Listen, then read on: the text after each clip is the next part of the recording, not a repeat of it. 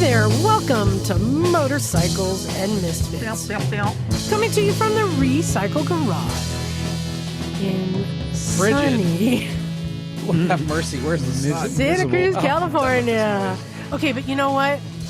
It may not be that sunny and warm, but to our visitors from New Hampshire, They were loving it. they were loving it. Shout out to Michael and his family. Thanks for visiting us. Yeah, so it's still warm to them. Just remember that, Not to even me. though I was in my puffy, staying warm. Well, let's get to who is here with me in the garage, in the studio. Of course, we've got Stumpy John. Lord have mercy. Jerez was an amazing race today. So you got to check it out. I won't tell you. All I'll say is Mark Marquez. And then going around the room, we've got Neal. Neal, what's the spiel? It's a misty mountain hop this morning, and no wildflowers to see because it was just covered. But yeah, that's my spiel. Good story. Nailed it. You nailed it. Oh, of course. Yes, as one does. And bring in the cookies. It's Naked Jim. Oh, yeah. There's a double espresso time this afternoon. Yeah. So it's always good to bring cookies to the they were great, too. I also brought something cream-filled for Emma. What? Wait, Ooh. what? What? I was leaving her for last. I just can't help it. Well, we can start over. I don't know what you want me to do. He just couldn't hold it back. I looked over and she was looking at me and she's had this All right. Well, you let cream dribbling on her lip. you let the cat out of the bag. We got Miss Emma back. Yay. Hello, darlings. It's lovely to be back. Trying to do the big unveil. No, that's okay. I was wondering what was going on. He gave me something cream filled. I couldn't help myself. You scarfed it right now. Oh, God Almighty! Yes, It's cream filled trousers. we probably could have gotten away with it, except for when you laugh, you sound like an air mattress that got a leak. Well, I am. A windbag. A bit wheezy. Yes, definitely wheezy. Anyway, no, I'm back, baby. You're back. Yeah, I have been a little ill. And I was hoping to get my health back on track for 2025, but it doesn't seem to be working out for me thus far. But I'm doing my best, tra-la-la. Well, you're back just in time to help some people in the garage. Yes, yeah, my favorite, drilling friggin' Chinese bolts out. I mean, how about that? Well, also joining us, looking dapper in his new Motorcycles and Misfits t-shirt, it's Bagel. Indeed. Greetings from Oregon, where I went for a lovely ride today out on the countryside. Oh, God, I was going to ask, Yeah. how is the weather in Velveeta today? It's still a little on the chilly side, but it was sunny for a little while. Right. And went over to my friend's house to get together with the scooter club to get ready, rally patch ready for our rally next weekend. Oh, fantastic. Did you wear your scooter skirt? No, I did not wear my scooter skirt because I have a Tocano Urbano installed on my GTS. It's a lap apron that's built onto the scooter. Is it cream filled? It's a working merkin. No, but it is air filled. Okay, very good. Hold on. What? Okay, so it attaches to the back of the leg shield on the Vespa. Yes. Yeah. And what that does is because it has the radiators on the sides of the leg shield, it kind of traps that warm air inside this little pocket where you're seated. Is it basically hippo pants? Yeah, you can think of it like that. Yeah, hippo pants for your scooter. Good Lord. And it works great when you go riding in chilly weather. So, with my layers of my jacket, winter gloves, I was nice and comfortable today. So does it come with egg smell so you can fool people that you've been eating Indian food? No. Okay. Depending on where you get your gas. What's the rally, Bagel? It's the Oregon 100 rally put on by my scooter club, Top Dead Center Scooter Club in Eugene. Oh, cool. Nice. Camping yeah. involved? No camping, but we're going to do a 100-mile ride. And so it should be... What scooter are you going to take? I'm planning on taking the Heinkel. Nice. Yeah, I got to do a little work to it this week to get it ready, but should be in good shape. It was such a charming scooter to ride. I have very fond memories of riding your Heinke Heinkel. Oh, thank you. Yeah.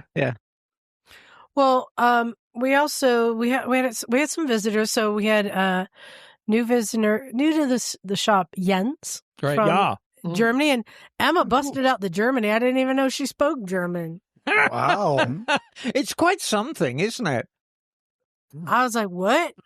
Yeah, no. I thought it was quite respectful to greet Jens in his native tongue. The reason I don't speak German, but the way I know when somebody's speaking German, it sounds like they have cottage cheese stuck in the back of their throat.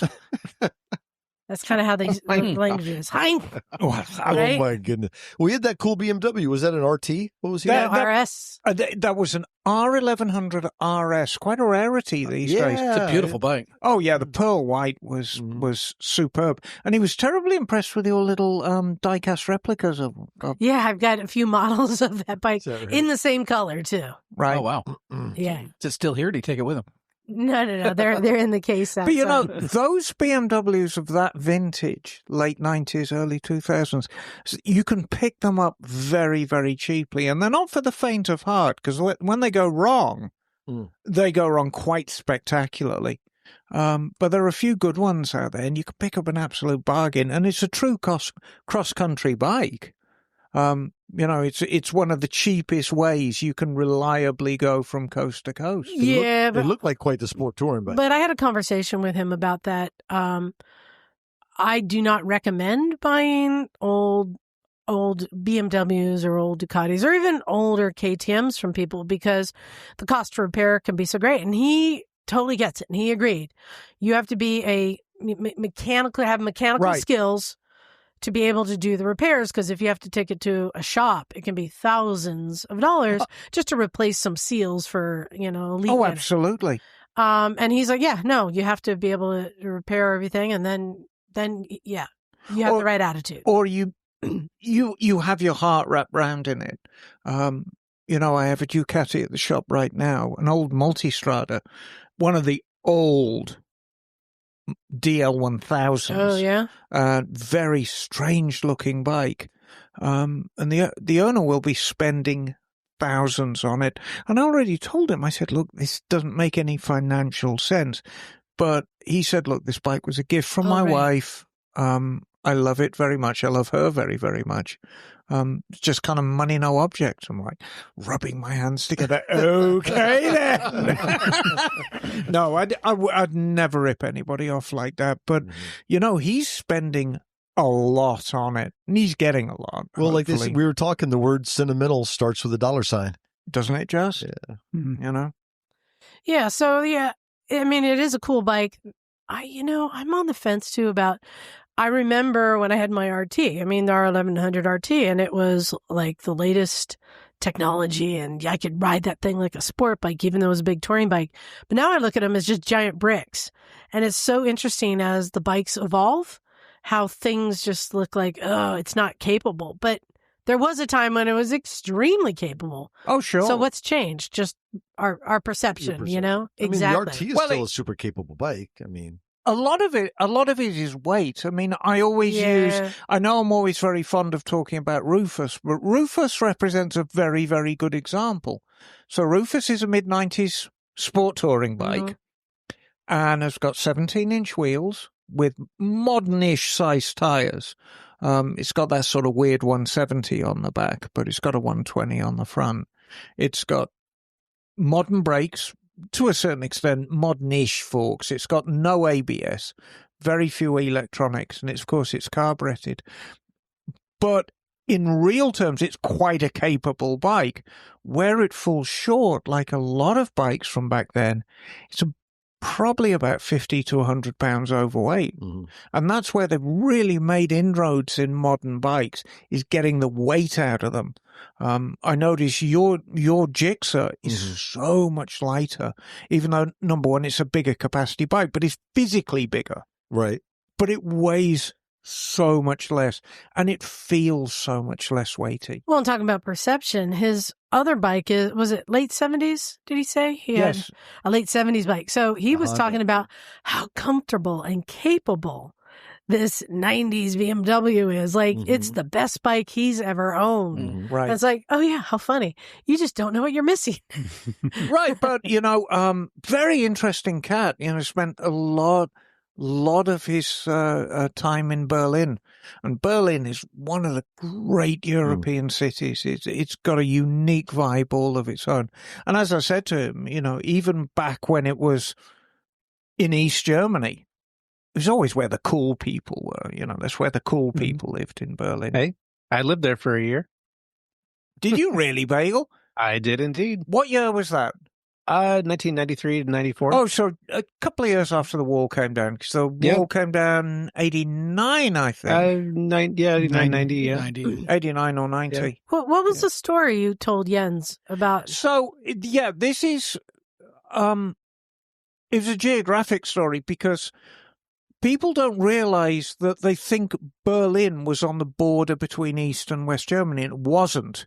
It was actually quite a distance inside East Germany, even though there was a West German sector, and then there was a wall within Berlin that separated the East and West German sector, and that you could get through. A very famous called Checkpoint Charlie, and there were the American troops on one side and the Russian troops on the other. And if you wanted to go from the west to the east side of Berlin, you had to go through Checkpoint Charlie. However, to get to Berlin, you actually had to cross a border between East and West Germany and then take this one road, and it was 2 lanes in either direction. And I can't remember, I think it was about 30 or 40 kilometers inside East Germany. Oh, and it was longer than that. Yeah, well, it's about 100, wasn't it? I did it very quickly. Yeah. So anyway, there was you big walls either side and barbed wire on top of the walls. You weren't making an escape, were you? That's so Well, no, and fascinating. when there were cameras, and when you went through the border, they took a picture of your license plate and took the time, because they timed you to go from the checkpoint to the checkpoint when you entered Berlin. To make sure you're not getting into any monkey business. To make sure that you weren't stopping, taking pictures of East Germany, because you were basically deep in East Germany or just generally monkeying about. So, and Jens got it immediately. And I told him, I said, I was on a Gixxer 1100, and I had a friend with a Z1300, and he said, you probably wanted to get the fastest time, didn't you? And he said, yes, we did.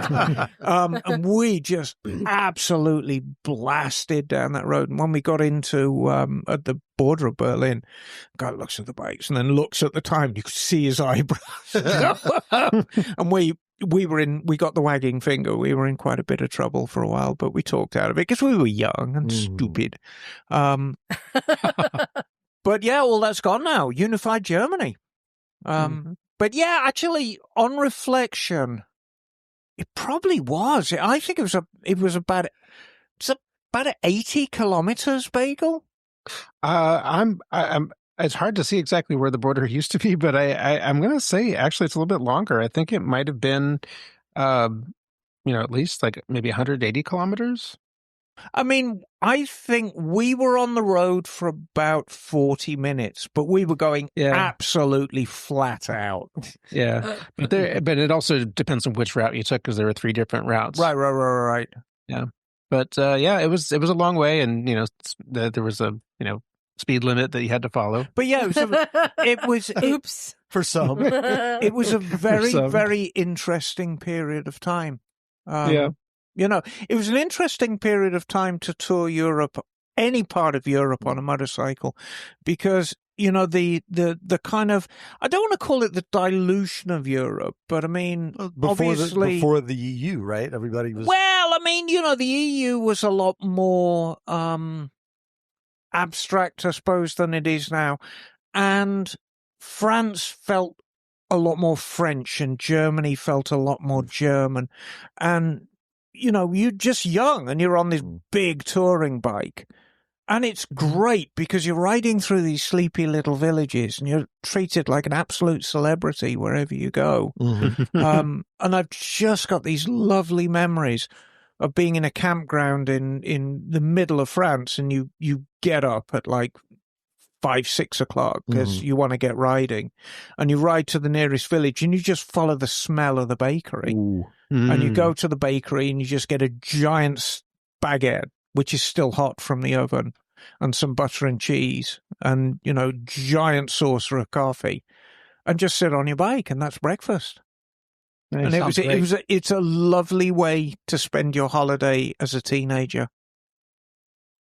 You know?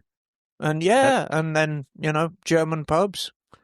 Can't go wrong with God, Yeah. I used to get beer halls. I used to get so messed up in German. I'm sure it's not hard. No, it's easy not when hard. you're- And you'd think, you'd think it would be hard to actually get banned from a German pub, but believe me, I did it. Do tell. No, that's a story for another time. Hashtag life goals. Yes, exactly. What was the story when you were in Europe, one of these last trips where you used a picnic table or something to scale the wall to get on the roof to Oh, rescue yeah, something? to get Hellgirl. Yeah, we stole. Oh, God. Yeah, we stole a picnic table and propped it up against the back of a garage so we could clamber on a roof and retrieve an abandoned little Bavarian doll. That's right. And then we tied her on my motorcycle and gave her a new hairstyle because we were doing like 180, 190 clicks on the Autobahn. Is that still in Mototown? Yeah, oh yeah, no, Hellgirl's always with me. She sits on the counter. Oh, wow. Hey, I wanted That's to make great. a quick announcement real quick. We had so many people respond to our contest last week. Yeah. You remember the riddle, the CB750 is the answer to the riddle. So congratulations, Philip Dodson. He was the one who won the book. But That's Philip. everyone got it. But it was interesting. I was reading the riddle to Emma today. I think the second line, she shouted the answer. Yeah. Like she knew it right away. How funny. But should we get to who our guest is? Yeah. You know what? I think we should.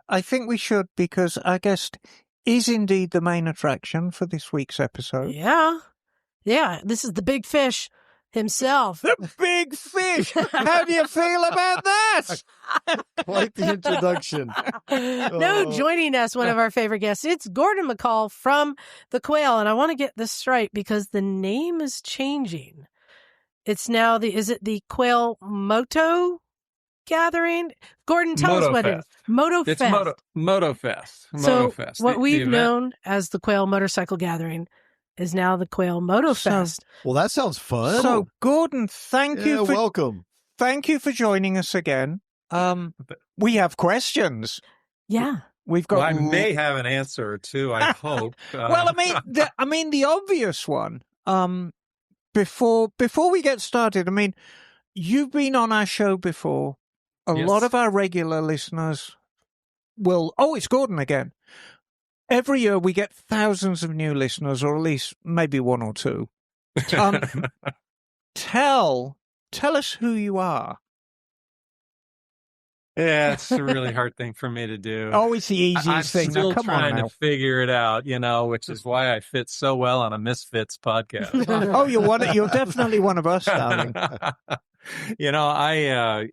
got a long history in the automotive and motorcycle arena. My entire career has been spent with motorcycles and cars, and I feel very fortunate to be doing that. Everything from Ferrari restoration facility many years ago. I used to run the car department at Christie's auction house. I've had a Honda CL90 since I was 14, so I'm a bona fide bike guy. Restored a lot of bikes, collect them, race them, have fun with them. Years ago, I started with my wife. We started an event at the Monterey Jet Center, which turned into kind of a big soiree, 3,000 of our closest friends and a bunch of airplanes and cars to kick off Car Week. And after 30 years, we sold that to Haggerty, so it's theirs now. And wasn't there some like detailing kit that you created too? Yeah, I'm still in that business. I love making things shine. So you've got a great memory. Yeah. And I got involved in creating our own line of detail products. Detailing was kind of a byproduct, no pun intended, of my restoration business. We kind of had a reputation for making things look really good. And when you can do that with 50s era Ferraris, it translates into anything. So I really like making paint shine, and I still have my hands in that world. So it's a lot of fun. But I'm kind of an ADD kid that just kind of figured out a way to, they didn't have a name for it back then, but I was that kid in the sandbox that had a battle going on over here, and a race going on over here, and a construction job going on here. And, as long as the things are related, I'm good with it. I like a lot of plates spinning in the air. So you've got the chops, Gordon. So the Quail. So, I think really to talk about the Quail, because the Quail is a unique event. It's like nothing else in the world. It's motorcycles and unashamed posho people mingling. I'll take that as a compliment. Thank you. It definitely is. But I think I've always thought, we really need to go back to 2007 and Legend of the Motorcycle, which was really the birth of the whole California thing. Or do you think it goes before that? Well, I will defend Jared Zog to the nth, because what he and Brooke did when they created the Legend of the Motorcycle was incredibly unique in the vintage motorcycle world. There is no doubt about it. Interestingly, though, we at Quail, which is run by the Peninsula Signature Events Department, which is a year-round division of the Quail Lodge, right? We've had a car show there for 22 years. One that I've been to many, many times. It's part of Car Week. And it's kind of turned into a thing. And I created that 22 years ago. Well, we've always included motorcycles. So, like I said, I'm a bike guy, and I always like having motorcycles around me and motorcycle people. And so, we definitely included motorcycles. Now, what Jared did at the Ritz was like nothing else. And sadly, it was a business model that just wasn't, it didn't have legs. It just wasn't something that they could continue with, to the point where I sat down with Jared and asked him if he'd be interested in letting us partner with him, essentially. When I say us, Quail, to get him to move the event, because I knew he had venue issues at the Ritz. And, and I felt it when I was there. We're all used to, as bike people, we're all used to being told you can't park there. Yeah. And, could you move that thing? And, we've heard that our whole lives. Quail is not like that. I can't say enough great things about the property, the ownership, the people that work there. It's an incredibly welcoming environment. And we thought, wouldn't this be great if we could partner with the legends and do it here? And Jared, at that point, just wanted to pull the plug. I think it was a wonderful, painful experience for him. Great pats on the back for having done something remarkable. But at the same time, I think it took a little skin off of his knees. It was a tough one. And as kudos to Jared, I think whether the Quail would have existed without the Legend of the Motorcycle. Yeah, I was going to do it either way. Yeah, I know you were, but I think perhaps if we regard the Legend as a springboard, maybe a catalyst. Well, I can say it was help for me as somebody who's just an attendee. It was the first time I'd been to a bike show on a golf course, and saw that you can have this pristine setting, but without ropes. And go and look at bikes and see the people and meet builders and be standing next to celebrities, but we're all the same, and we're all enjoying these nice bikes that, again, were all different types of bikes. I mean, Jesse James was there with a chopper, and then Crockers and all these different things. So for me, that's when I was like, this is one of the coolest things I've ever done. So when the Quail started, I'm like, I'm in, and I've been going every year. Right. So it primed me. That's awesome. Right. I think for a lot of us in California, but the Quail is such a wonderful event and such a unique event. Before we go any further, give us the 30-second pitch. Why should people go to the Quail? Why? Well, I think following up the point that it's incredibly unique. But what are people going to see? Well, you know what to expect when you see a motorcycle show advertised and it's in an auditorium in a civic center somewhere, you kind of know what you're going to see. At least I do. Your expectation is you know what you're going to see. If you go to a brand, a single mark show, you know what you're going to see there too. What I hear every year about the Quail, and one of the main reasons to attend, is I hear from diehard enthusiasts. It happens to me as well. I hear people say they see things they didn't know existed. Right. And then typically they will have met the person that, designed it, built it, grandfather owned the company, whatever. There is such a personal connection at that show. And it doesn't hurt to have people like Wayne Rainey and Eddie Lawson walking around and just being guys that, are happy to share their stories. Yeah. And builders, we get builders from all over it. My philosophy from the very beginning, and I think you would all agree that motorcycle arena, and I really learned this. I was involved with the Why We Ride documentary with Brian Carroll back about 11 years ago. And I know I said it on film as well. I think the motorcycle community is the most inviting, all-inclusive community that exists. I really do. I'll second that. Absolutely. I think some of the most generous people I've ever met, and I'm talking about overall generosity in every area. Some of the most generous people I've ever met are motorcycle people. And there's people that hide in the motorcycle world, that are hugely successful business people that just want to put on a pair of jeans and a t-shirt and go out and be with the gang. It's all types. And that's what the Quail is. We recognize that. And so we have categories for everything. We've changed the name, getting back to your earlier point. We changed the name because we're changing the feel of the event. We're not touching what works. What works is we get great motorcycles, over 200 of them. But we thought we'd add a family-friendly affair. There's a lot of motorcycle shows that are no longer around. We started with the legends. We can start there. It's a tough business model. And so, we want this show to go on forever. We're 15 years old this year. And one of the best ways for us to do that is to attract a wider audience. And so we want families, we want kids. I personally want to help inspire, kids to get interested in motorcycles, like what happened to me when I was a kid. And I think we all owe it as enthusiasts. We all owe it to do that. And I think by this name change, we're adding, family activities that all take place within the same space that you're so used to being a part of. So it's not a wholesale change. It's addition. There's things in addition to what you could expect. Right. Well, I mean, I'm not surprised when there's some weird, trailer or bus or thing there. You find just cool vehicles. Free ice cream. Yeah, I know. Don't change ice cream. No, but it makes sense because it isn't just motorcycles. Well, one thing I was going to, add to it, Gordon, was that makes, I think, unique is, and you touched on it, was the accessibility to cool people. We have cool bikes, and you can see those in a lot of places, and you certainly do. But the people that you can just kind of go up to and talk to, like just a couple examples, Keanu Reeves we talked to, right? Or I could sit and talk to Mert Lawwell about his prosthetic arm business for half an hour. Or the time you said, hey, come join me. I'm sitting down with these ladies. And one of them was Gordon's wife. Yeah, that's true. But right. Lovely conversationalist. But I think part of the reason that the motorcycle industry, the motorcycle sport, is so accessible, and I've talked about this many times on the show before, we share this very, very common bond. We share this visceral love of motorcycles. Yeah.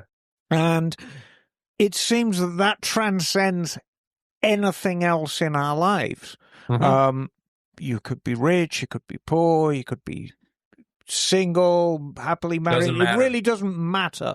Nope. Do you like motorcycles? Come and hang out with us. Don't like motorcycles? Probably do better finding another group to hang out with. It's just this. It really is all encompassing, and it's something we all share. And being at the golf course is a lot of fun, right? Because all the bikes are parked out on the driving range. I think it is. There's some sort of a practice range. Yeah, and it's a practice range. What's cool is you come in and it's beautiful, right? Carmel Valley, the natural beauty is great there. But then as you come in to the club area, there's just bikes lining the road, right? Yeah. Who knows how many bikes? And you're like, oh, my show people. within the show. Yeah. It's such a welcoming and different experience. You're not pulling into a parking lot or whatever it might be. You're coming into into the Quail. It's very special. So, it's great to hear that. Just briefly, we did move the date for the very reason that I think we're still drying out our clothes from last year's show. We were going to bring up Stormageddon. Yes. Yeah, no, you can't. So that's off limits. We don't talk about the weather. But you know what's funny about last year? And I don't know if you all agree with this or not, but that's the show that everybody's going to talk about the rest of their lives. Oh, yeah. If that doesn't show the resilience of motorcyclists, I don't know what does. The staff at Quail Lodge was amazing. All of a sudden they're putting chairs everywhere, tables and chairs in wherever they could find indoor space. The restrooms had, bistro tables set up. I mean, everybody just kind of came inside. When I was talking to Ricky Johnson up on the stage, our legend last year, and when Wayne Rainey joined us, the umbrella turned inside out and the water was just pouring, right? And I looked out and there's like 200 people under a canopy. No one left. It was amazing. Isn't that motorcycling, though? Those are the adventures we talk about, Hold right? on. Well, stuff goes sideways. Let's first so the new date is May 17th. So I want to make sure we get that out. Yep, Saturday the 17th. Before we reminisce about Stormageddon. So I don't know if you know about this, why it was so memorable for us. We were still doing our interviews. Oh, and the only place we could do it was in the handicap porta potty. There it is. So you had the porta potties as kind of like a corral, and we were nabbing AKA people. Media Center. Yeah, the media center, and we were nabbing people and then diving into the disabled people's porta potty to do the interviews. It was the only one giving us for us all to Security was fit in. called. It was vicious, and it was hopefully a one-off that I think we'll all remember. But we did move the date back, so we're the 17th of May. We have a few slots left on our ride, which is the 16th. We do the 100-mile ride with laps at Laguna. That's a lot of fun. We've got a great gala dinner on that Friday night. The show itself is really, really shaping up. I have a lot of fun picking the special classes. We have the standard classes we do every year, again, all inclusive, to make sure we have a spot for everybody to show their bike, and they can opt in or out of judging. Summer Hooker is joining us again, which she has since day one, as our chief judge, bringing a great group of judges. But I love these special groups. I had a wonderful conversation with Yusaka-san Yoshimura. I think anybody that's, Yoshimura is just such an iconic brand. And when I learned a little bit more, my good friend Wayne Rainey, and I know I'm not dropping his name, he's just a buddy that I see every day. We were talking about Yoshimura, and he said, well, Yusaka-san ran a bike with us last year. Why don't you call them and see if they'd be interested in, being, kind of recognized as a special class. So I had a long conversation with him. In the course of that conversation, and he was amazing, just an amazing gentleman. I mean, just everything you would expect, from an iconic company like that. Well, it turns out they found Pop Yoshimura's first motorcyclist, race bike. Happens to be a Honda. It was actually purchased on eBay. I mean, it's a great sidebar story. You'll have to talk to him about that. They don't own it, but the gentleman that bought it, they're in contact with. So they're bringing that bike. That's the bike that started Yoshimura. Wow. And they're also bringing their latest race bike. They're still at it, which interestingly, the graphics on it were all designed by our legend this year, who is Troy Lee. And so, pulling all these things together. Well, when I was talking to Yosaka-san, it was just amazing. He said, I have to tell you, he goes, we're honored that you're doing this. This is really wonderful for our family. They have a Yoshimura R&D is the U.S. branch, and they're down in Los Angeles. And in the process of just going through some random paperwork, he discovered that their company, their articles of incorporation were filed in 1975. So their company's 50 years old this year in California. And, they're celebrating that. I just, these are the kind of unintended consequences that happen when you just kind of put it out there. It's a very small world, isn't it, Gordon? It is. The bike world is minute. And so that's a featured class. I thought I never really understood. First of all, I never knew how to really pronounce it correctly. Is it Bimoda? Is it B-Moto? Is it what is it, right? So I've learned from experts, B-Moda is the preferred pronunciation. But we have 16 of those bikes coming. Wow. And if they aren't the wildest, different the Tasey, it's like the Chad, the Forks, it's like, It's crazy land, and I love it because the people into them are as passionate as you will find anywhere. And so 16 with maybe more coming. I mean, it's kind of remarkable. And then I'm a GS rider. I'm 6'5", so for a daily bike, GS Adventure is a perfect bike for me. And I kind of leave the old stuff. I ride, for fun. But for a daily bike, I've been a big GS fan. Mm-hmm. And I realized this is their 45th year since the GS 80 was created. And so BMW is, they're bringing some really neat people from BMW. They'll have the 2025, there it is. The 1300. And so those are some fun categories that I think will appeal to many. And Bagel, mm-hmm. with the correct pronunciation, darling. Yes. GS stands for. Is it Geländestraße? Yeah, that is correct. Yeah. Well, I was sharing with Emma my Bimota story of why I hold him in such high regard. It's because I was, a kid who would like go into this motorcycle shop just to look at bikes. I remember some guy yelling at me, "Hey kid, get away from that bike." And I'm like, what, that bike? Like and it was Bimota. And so I've always just been like, ooh, I have to be careful around the Bimota. Like, ooh. Scary. It just makes you want to touch it. I know. And of course, Bimota now probably coming up to year 48. Yeah, and they're back at it. Kawasaki just bought into the company, and they're going to run a MotoGP bike next year. But I'm going to dovetail back to Yoshimura. We interview a lot of people on this show, which Gordon McCall, of course, is our favorite. However, few years ago, we interviewed the late Wes Cooley. What a lovely, lovely man. Yeah. Well, he did a lot for that brand. The best part of the interview for me was exploring the relationship between him and Pops.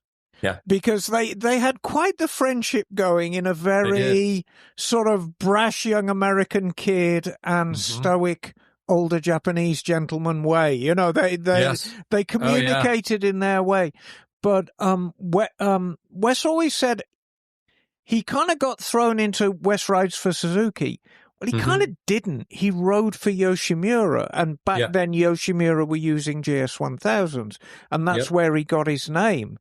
But it's absolutely between Wes and Kevin. I mean, those are the guys that put that brand on the map. Oh, absolutely. For sure. And, I have huge regrets because I did get to know Wes through a mutual friend. And, what a amazing person who just sadly just kind of disappeared from the motorcycle world for a long time. He was a nurse in Utah, and he just, he just kind of stepped away from it. And actually, I credit Moto America for convincing him to come out to a race. It's like, Wes, people want to see you. They want to talk to you. They appreciate your contribution to this amazing sport that we all admire. Right. And he came out to a couple Moto America races, and he was shocked that anybody cared about what he did. Wow. It was the wildest thing. And that came out in the interview. And it did. I read him the article that was written about him at the AMA. And it said, he was absolutely a crowd pleaser back then, very much known as the gentleman of the sport. Yeah. And it was, they wrote that about me? Yeah. Well, just the amount of people have Wes Cooley replica bikes. Like, it's still a thing. I know. Oh, yeah, absolutely. It's definitely still a thing. And I also think something that's always cracked me up about Wes is, I've got to say, you all might agree, the most unassuming, successful motorcycle racer out there. Oh, absolutely. I mean, I think Wes, and then maybe to a lesser degree, Frankie Garcia on a bagger. When you see, Frankie, and Frankie, it's the funniest thing because he's the most unassuming man, but my God, he rides like the absolute devil. He is fast. He really is. Because he just doesn't fit the whole, professional racer mode. But, it's funny. I was going through our entrance the other day, which I do every day, and someone else that's joining us, and I'm not letting him just slip through the cracks either, because this lineup is working out really well. We've got a couple really neat things going on. Yamaha has been a sponsor since day one. Bob Starr at Yamaha is an amazing man, and I love what Yamaha does, and he's bringing Steve Baker with him. And, really? before Kenny, Right. I mean, Kenny gets all the credit and he's a dear friend. And I would never, I'd say this in front of him, but, Steve Baker is the first American to score points in a GP race. Mm-hmm. And you can never take that away from Steve. And so I will tell you my Steve Baker story. So as a very, very young biker, in England, we used to go to what was called the Transatlantic Trophy. Oh, yeah. And the Transatlantic Trophies was basically the best of England versus the best of America. Yeah. And the one... They were great. It was wildly entertaining racing. Mm-hmm. And the one American who always garnered respect and always placed, and again didn't really fit the mold of the brash American racer. I know. Was Steve Baker. Steve Baker, yeah. And I always used to go to Mallory Park because that was the closest circuit to me. And Mallory Park, you have the chicane, then you've got that wicked draw out of the chicane.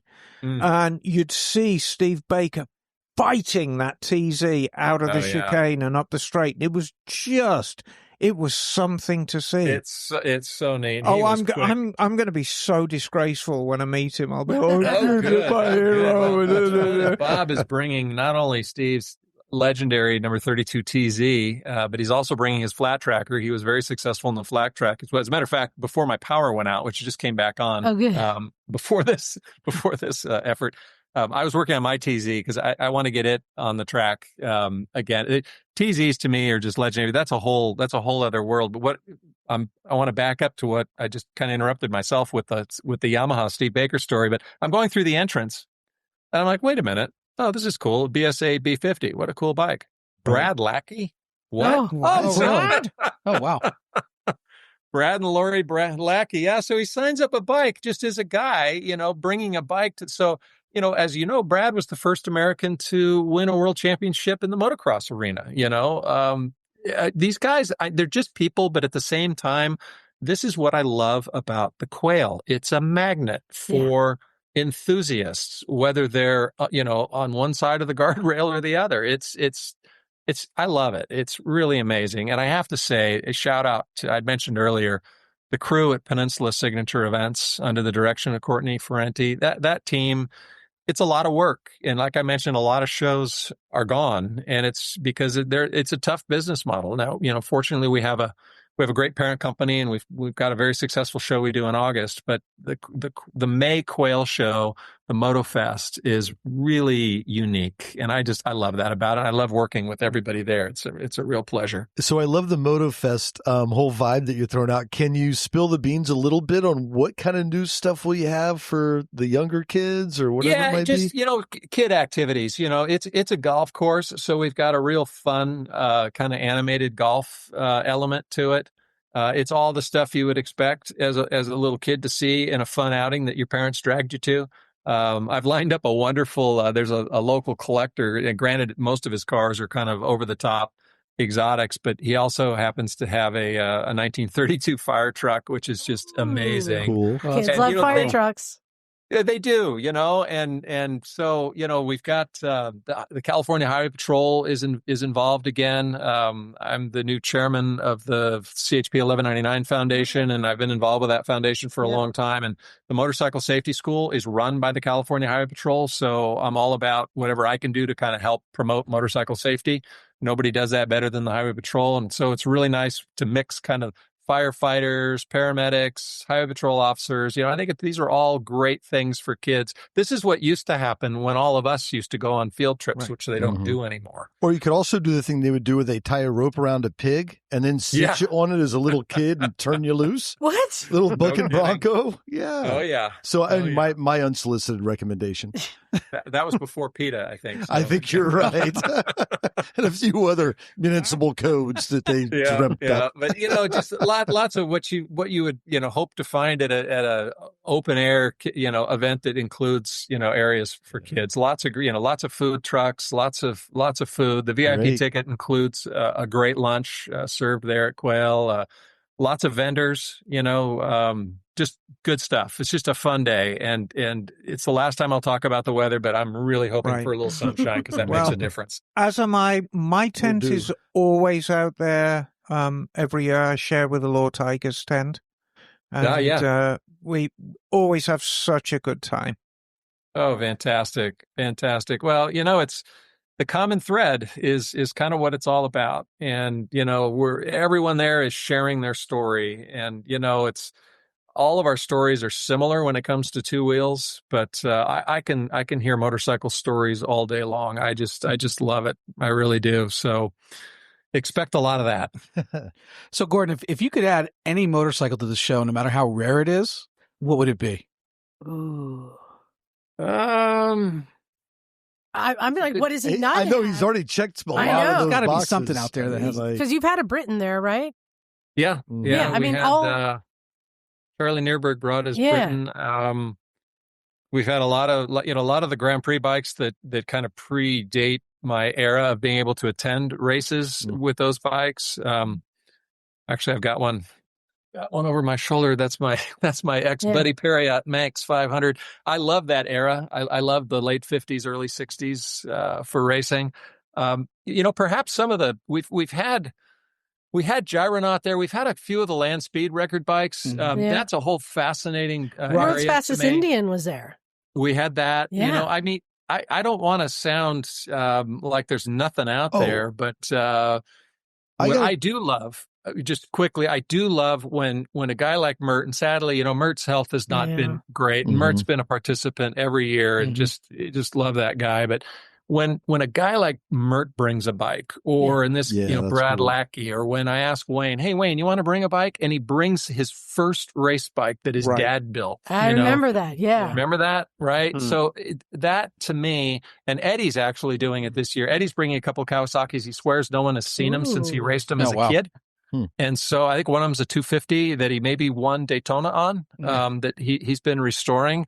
But when a person that made a living in that arena brings something that they cherish that we get to see and talk about, that's special to me. So perhaps that's my answer to. But that's a long answer to a short question. Yeah. That's the love, Gordon. I mean, that's the love. This visceral love of bikes. But like you, I share this fascination with the land speed record bikes. I mean, Gyronaut was a big thing for me. And, I'm hoping that some of the more modern land speed, I'd love to see Easy Hook out there. I'd love to see Akatak on the lawn there. Yeah, I know. I haven't had that. We did have an Akatak bike. Okay. Right. Yeah. Years ago, we did a whole land speed record thing. And a matter of fact, the most famous land speed record bike lives 2 miles away from Quail Lodge, the Raleigh Free Bike. Right. Oh yeah. Okay, Yeah, I'm gonna throw one out here that maybe people have, and it may not exist. Not exist, and it falls into the land speed category. It's a local dude who actually shows up at the Quail every year. Okay. With his trailer. Yeah. Mike Corbin and his electric land speed. Oh yeah. Oh. I wonder whatever happened to his bike. Oh, the one with the knife switches. Yeah, the knife switches with the stolen Navy, silver. But anyway, I wonder whatever happened to Mike Corbin's electric speed. With the leaky battery acid. There's a fascinating story. Anyway, that just popped to mind thinking of the Quail. But he's been there with it. Yeah, but Mike will be there this year too. Yeah. Oh, good. Oh, the Corbin trailer is quite something. Oh, I know. Don't you just love Mike Corbin? I mean, he's amazing. So what's your hope for people to kind of feel or take away when they walk away from the Quail at the end of the day? I hope they wish they'd brought more sunblock. Okay, you got to stop now. We're getting into Jim's we'll have territory. hats available as well. I hope people just look at it kind of again in that same, like, I saw things I didn't know existed. I got to talk to some really interesting people that I've only read about or heard on a podcast such as this one. I just hope there's an experience that is taken home that reminds people of why motorcycles are so neat. And I hope a few parents think, maybe we shouldn't be so worried about Johnny wanting to ride a motorcycle. Maybe we should get him an electric bike and start there. I think it'd be neat if there were a few seeds planted along the way. That's great. And no matter which way you go to the Quail, it's a beautiful ride. Well, it's hard to blow that. Yeah. Well said. The thing I love about the Quail, and I think I'm going to say that this comes from you, Gordon, is the love of two wheels. So you get a stock bike, a vintage bike, a chopper, a race bike. It's all the things. Scooters there. I don't think I've seen a moped. Has there been a moped yet? Oh, good question. Ooh. A single Mobicane? I'm just going to throw out MB5. Okay, just want to throw it out. Yeah. But it's because you love all kinds of bikes and you've been obsessed with them. I remember your stories about how you'd just be dropped off at Laguna Seca when you were a kid. Yeah. Spend the day there. So you've been on our show, so I hope you know to expect this, Gordon. But it is game time. I've created a game just for you. Okay, now, I was never good at games, so I've created this for you. So this one is simple. I've created some riddles about certain bikes, and you just have to guess the bike. I'm going to fail at every one of these. Come on. My prediction, Gordon, have faith. My prediction is you're going to do quite well with this. All right, let's see how you do. And listeners can play along. All right, Gordon, here's the first one. Give him my cell phone number. So, So I'm a flash from the past in red or blue. Born in the 60s with a trail bike view. A single-cylinder heart, just 90 cc. Light on my feet, but wild and free. I ride both street and mountainside. With chrome and charm, I never hide. Collectors seek me far and wide. What Honda am I with vintage pride? So only red or blue? Yep, only red or blue. So we can rule out the SL, which was my absolute favorite Honda when I had a CL. That's what I wanted. Is that anywhere near the neighborhood? Well, it's supposed to be this SL90. That's what my guess was. What other color did it come in? It was not just red and blue, though. I thought. Oh, maybe the 100s were red or blue. Oh, I think there. Well, the Sapphire blue had a 100. But the 90s were. I think they might have had. Got to Google that emerald green because the 90 had the same. Maybe first year, maybe. First year, anyway, I'm not. But anyway, you got it. You got it. That's the important thing. But it is funny because I think we can all say, and a lot of effort was put into that riddle, so you win the award for that. Thank you. AI did, but thank you. Trust me. And I'm using AI to answer it. And you beat it. That's why you got to verify that stuff. All right, we got two more for you. So the next one. I rumble through valleys, I climb every hill, with panniers packed and a rider's thrill. I sip fuel slow on a long, bold quest, where comfort and power are put to the test. 2 wheels, big stance, adventure in style. Name me the beast that'll go the extra mile. Well, there's a few beasts with panniers. Is it a GS by chance? Yeah, Alice, correct. Had to go GSA. Right? There you go. All right, see, you're. Yeah, but it could have been any number, right? Yeah. Well, CV77, if you ask Robert Persick, right? Well, but again, this was created for Gordon. So, all right, here's your final one. You're doing good. Let's see if you can bat doing better than you are. Okay. I roared in the 60s, sleek and precise. Twin cylinder heart, cold steel like ice. On tracks I would scream, no streets for my tread. A racer at soul in white, black, and red. I'm not for the casual nor built for the slow, with chambers that sing and gears that go.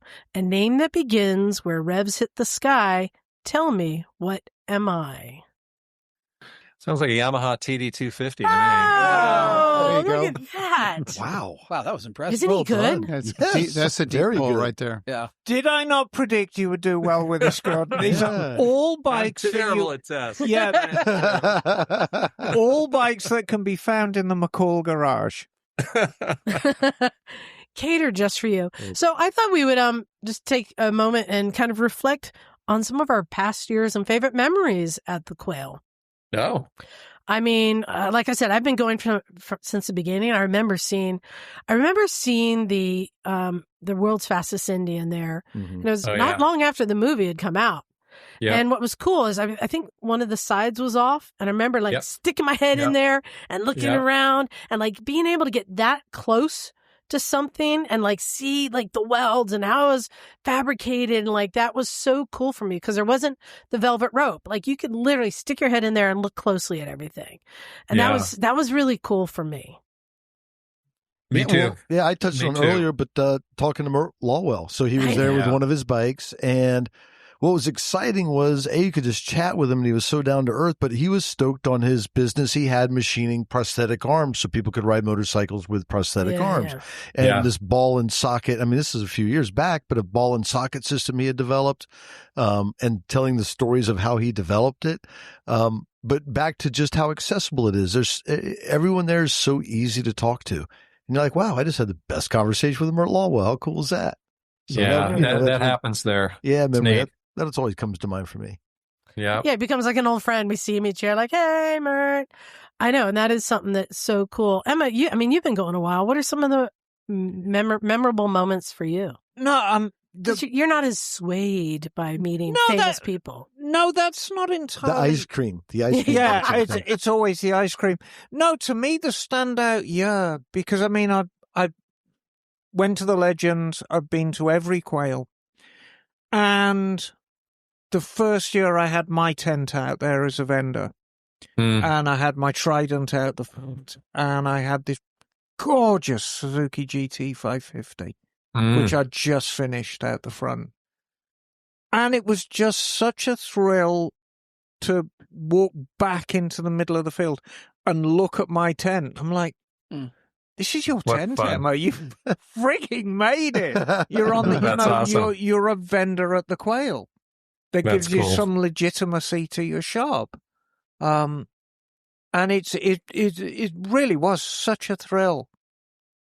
Yeah, very cool. I remember the first time I saw Paul Dorlands, and I'm like, "Oh yeah, who is that guy? I want to know him. I want to know where does he get his shoes." I think I had lunch with his wife too at the same time. Yeah, exactly, and just like the characters that come out there, but also some of the vendors. I mean, going up and talking to Mike Corbin there. You get the AMA there. I always chat them up, and you get our friends at Iconic, right. Always bringing some. You almost bought a bike last year. Oh, yeah, he had a Hesketh.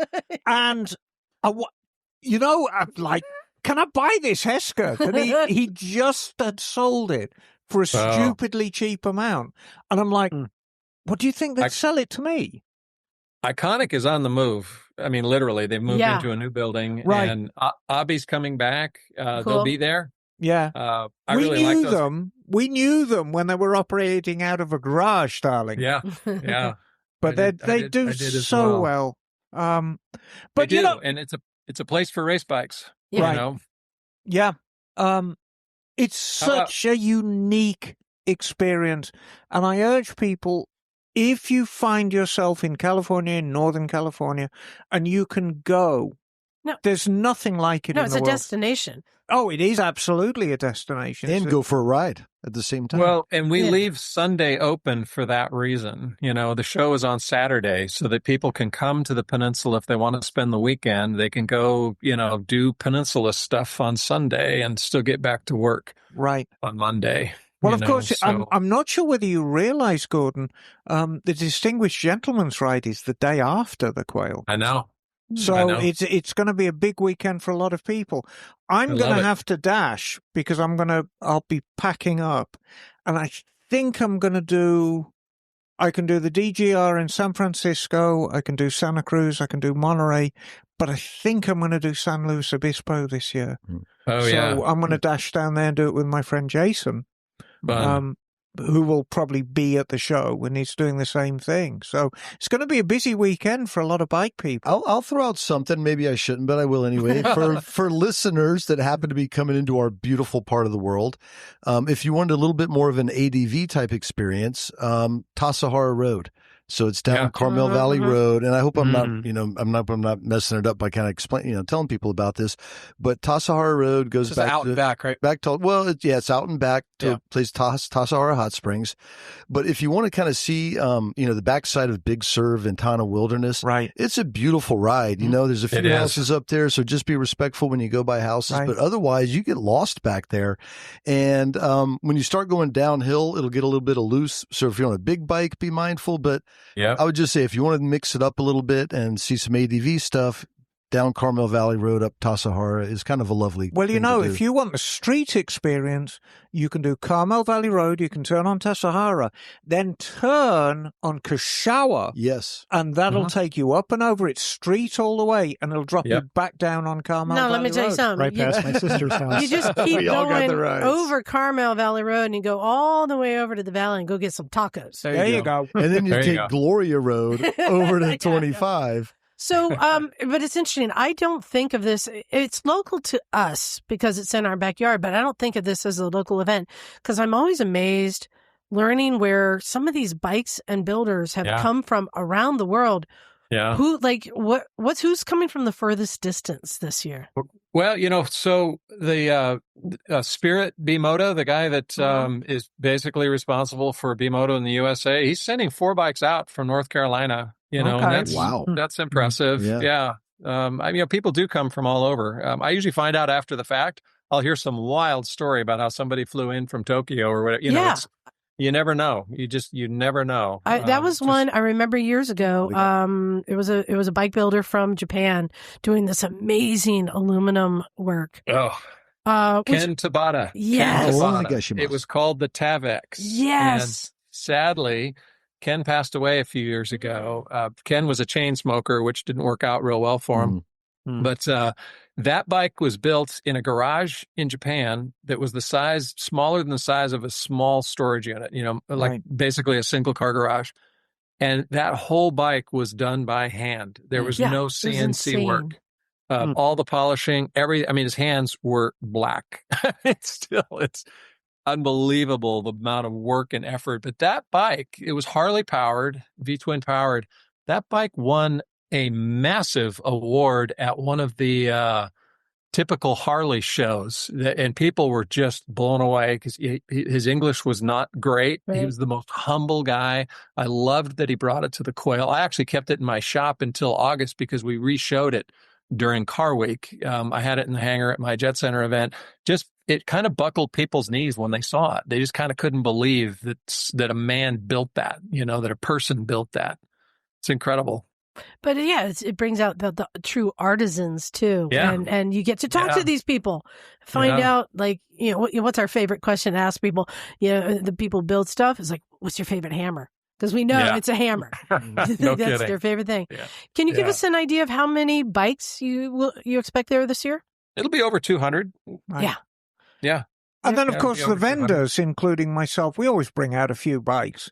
Yeah, which is really fun. And then, like was mentioned earlier, the bikes you walk past as you're going to the entry. Yeah, it's phenomenal. I mean, there's a show within the show going on. It's a lot of fun. You're going to see, I will stick my neck out. You're going to see at least 500 bikes. What? Who knows? No, you're going to see 200 on the lawn. You're probably going to see another 40 or 50 with the vendors, and then you just walk down the line outside. And down the line on the street. What's fun about going down the street though is it seems to me anyway, no matter who's backing their bike in as they park it, everyone's super proud of their bike when they get off it. Absolutely. And super stoked to be at the show.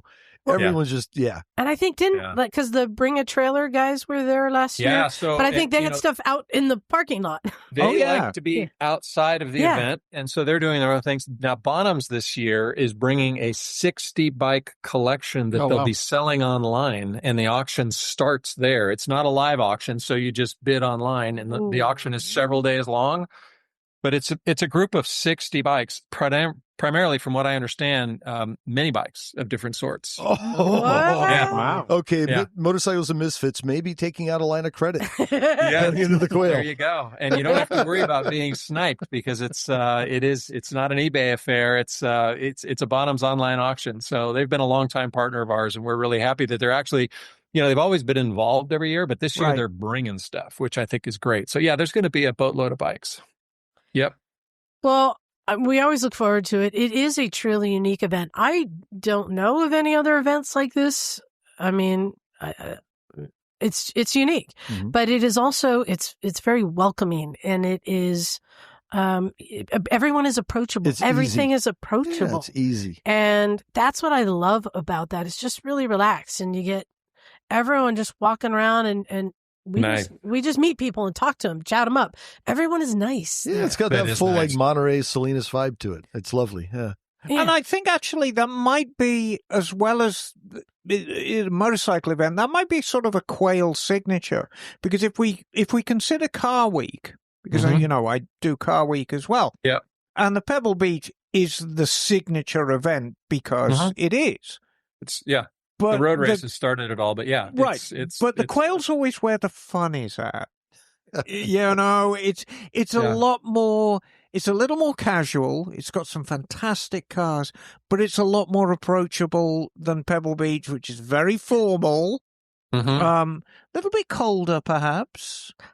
Well, it's very formal, and it's, of course, that's by design. If you want your car judged against peers, if you're looking for that 100-point, I was involved with that show for 28 years before I started the Quail. And no disrespect whatsoever to the Pebble Beach Concours, because it is absolutely hands down the finest concours in the world. But I did start to notice, just personally, and this is just talking as a car guy, I started noticing the stress that was there. I noticed the stress amongst the owners, the pressure of their cars being judged and the importance that went with that. But I also noticed there were a lot of owners that didn't know how to start their own cars. They had handlers. And I just thought, now, wait a minute. I'm not understanding this right now. We're not curing cancer here. These are cars. We're supposed to have fun. Right. You don't know how to start your own car. So, the Quail was kind of born out of, let's have fun. These are cars. And I'm not saying people don't have fun at Pebble, but that really is what steers the Quail is kind of the lifestyle side to it, the people side. Because again, when it comes to bikes or cars, if you take those away, what do you have? You have people. And so that's what it's all about. So I will share. Thank God we have bikes. I will share a very fond memory I have of Pebble Beach. Many, many years ago, probably 15 years ago, I was chatting with a charming Swiss gentleman who had, I believe, a Graber-bodied Aston Martin on the lawn. And he had just flown in on his Learjet, and the Aston Martin had come in on his freighter behind the Learjet. There you go. And then as soon as the show was over, the Aston Martin was going back in the freighter. They were going to take off a little bit ahead of time because it was slower than the Lear. And then he was going to go back to Geneva in the Learjet. It's a different world, isn't it? First world issues. Yep. I just remembered, I had a memory, Jim. Do you remember, I think this was 2 years ago? Okay. When there was the bikes lining up to go up onto the stage that were winning awards. I know where you're going. I don't know if you are aware. This is, I think, a Rob Talbot It was connected one story. of Rob Talbot's bikes, and the handlebar had fallen off. It had like a it was like welded on. It was like all chrome with a Clubman type handlebar. That was like welded on. Welded. Each bar was welded on rather than clamping on. Kind of weld, and the weld had broken, and they were all freaking out. I think I ran over to Corbin, and I'm like, I need some tape, and we're like trying to tape this thing up as it's in line to go up onto the stage. This is a great Corbin story too. And what's so funny about Corbin's guys is the guy, the shaper there. Anyway, as you're running away with the tape, he goes, "Hey, is it a Harley?" So I got a question for you. I don't know if you know about Liza's new passion, but would there be a place for her to park her Jeep on the lawn so people can come look at that too? Stop. Her quad. This sounds like danger. It's a loaded question. Don't answer. Well, we have with the new name, we have 300 acres of Land Rover off-road school that's right across the street from our show field. You ought to give that a try. I'm going to say that I bet you Gordon would accept it, but the Quail may not. That's true. The golf course does not like Jeeps. Well, Gordon, I wanted to thank you for coming on. Again, we always look forward to this event and tell everyone about it. Saturday, May 17th in Carmel, California. I have one last question. I'm sorry, but Gordon, we do live to ride and ride to eat. If you had to give a restaurant, when you're out on a ride, a restaurant recommendation for the area, what's a good stop in for something to eat? Oh, it's hard to beat just across the street for fun. Baja Cantina. Gotta say the Baja. Baja Cantina. Yep. Yeah. I mean, it's right there, and Pat and Gina Finney are into it, and there's motorcycles hanging from the ceiling, and that's a tough place to beat just to go have a fun meal on a bike. That's for sure. And the food is Pat good. is such a great host. Oh yeah, it's like going to his living room. Yeah, basically, you're hanging out with Pat. Yeah. Well, and I think the food trucks have been a great addition because I always look forward to sampling all the stuff there. That's some bomb food there too. Me too. So it's going to be a good one. Well, appreciate good. You. So appreciate the support. Yeah, thank you so much. We put the link in the show notes for people to get tickets. There's tickets are still available. Go have a good time. Go meet people. Go visit Emma, who may or may not be pouring gins and tonics. I'm not sure if she's allowed to or not. Well, no, I think you can give them away. I think you're the only one running the back alley gin joint at the Quail. No one's looking. It's okay. Yeah, exactly. As long as they look away. You can find her in the handicapped That's stall. why she's with Law Tigers. You just look for her at the porta potties. Yeah. Yeah, exactly. We'll put you next to the CHP. How's that? Exactly. Gordon, how can people find out about the Quail? It's the simplest question. What is the easiest way for them to find out what the Quail event is all about? A simple Google search will take you to all of the amazing press that event gets, so if you just punch in, MotoFest is obviously the new name, but if you punch in Quail Motorcycle Gathering, it's amazing what populates on the internet. It's really fun to read all the cycle world stories and all the rest of it, but Quail Lodge has obviously a dedicated website to it as well. So and that was going to be my question. QuailLodge.com, and then just go to Peninsula Signature Events. You'll see it's pretty easy to navigate.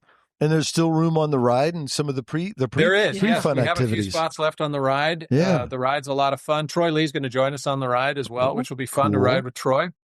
Troy's a great guy. He just announced his big partnership with Ducati for Supercross next year. So that's a big deal. Troy is an amazingly humble guy who has literally designed every motorcycle helmet and, livery, not just in the two-wheel world, but also four wheels as well, IndyCar drivers, you name it. Troy's a great guy. So we're thrilled to be honoring him this year. And might the ride be doing a lap at Laguna Seca? More than one. We're going to start the ride there, so. How cool. I'm one of the guys. There's a group. There's 5 of us, friends of Laguna Seca. We've taken over the management of Laguna Seca. We have a 55-year lease from the county, and so you've got a bunch of car and bike people, in place now, and it's all private money. No more taxpayer money being wasted. What could possibly go wrong with a government running a racetrack, right? Right.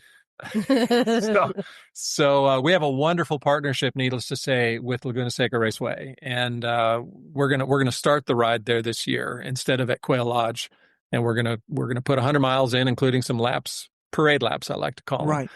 And I know you've got plural. I know you've got some spots left on the ride. It's for the fairly well-heeled. But it is a once-in-a-lifetime experience. If somebody wants to sign up for the ride, what does it cost?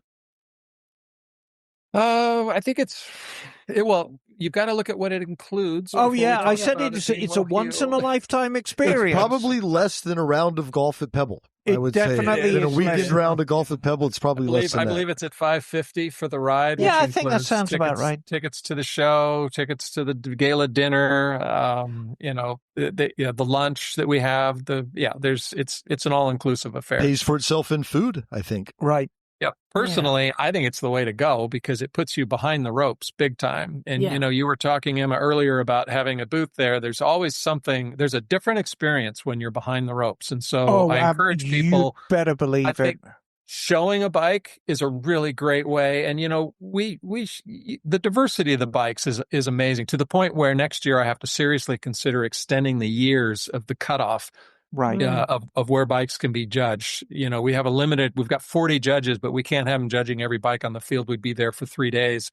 But there's a lot of later model bikes that are incredibly interesting that don't really land into a traditional class. But I don't want to turn them away because these are people that want to participate as an entrant.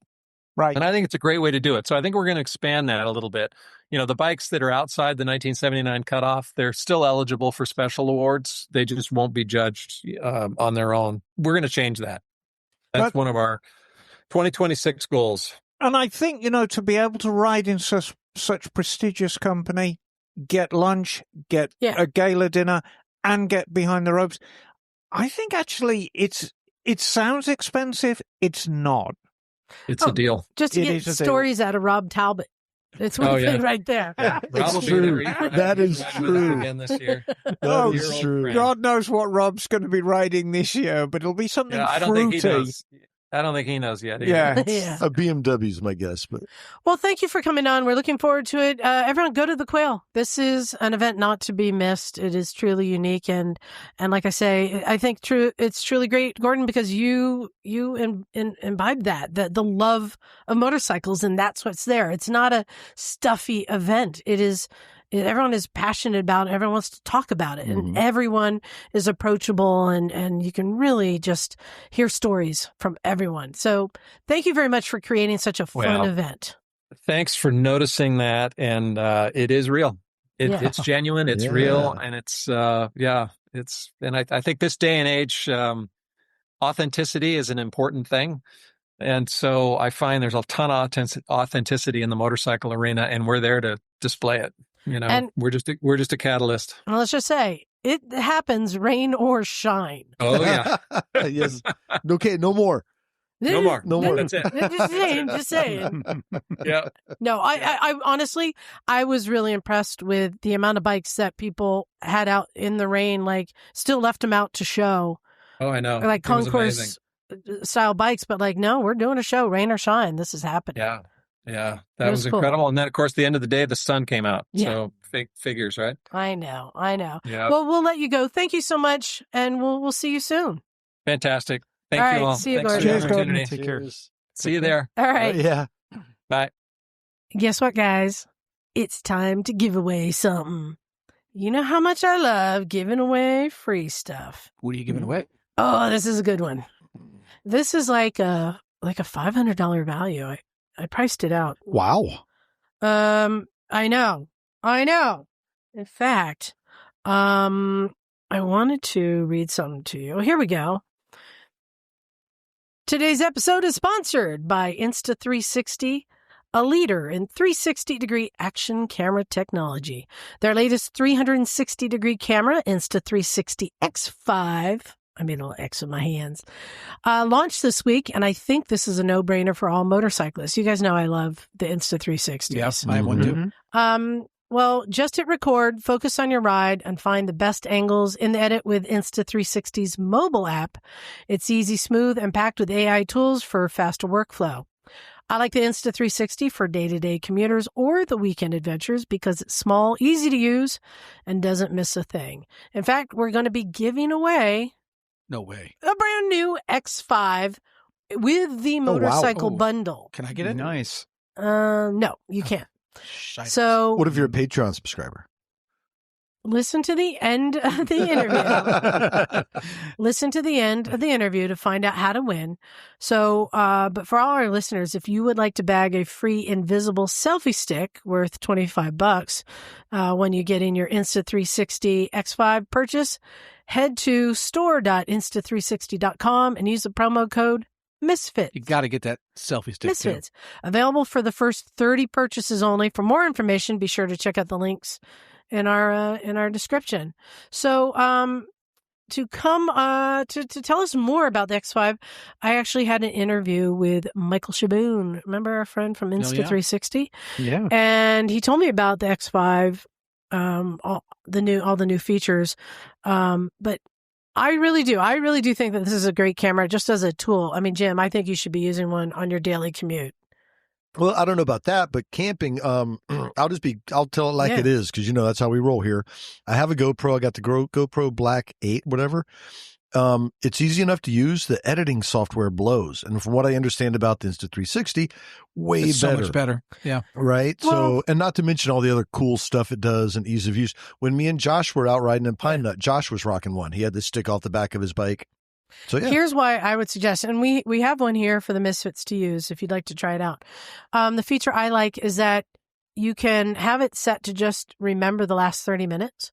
So you're not using up your memory card, and you can just run it when you're like going to work or whatever. So if something does happen, then you hit save and you've got it on your camera. Otherwise, go to work and just forget about it. And then you get back that's on your cool. bike, hit play. Sure. And it's just saving 30 minutes worth. I That's like cool. that tool a lot. No, that's cool. Anyway, so here's Michael Shaboon to tell us more about it. All right, so we're here with Michael Shaboon from Insta360, old friend of the podcast. Hey, Michael, how you doing?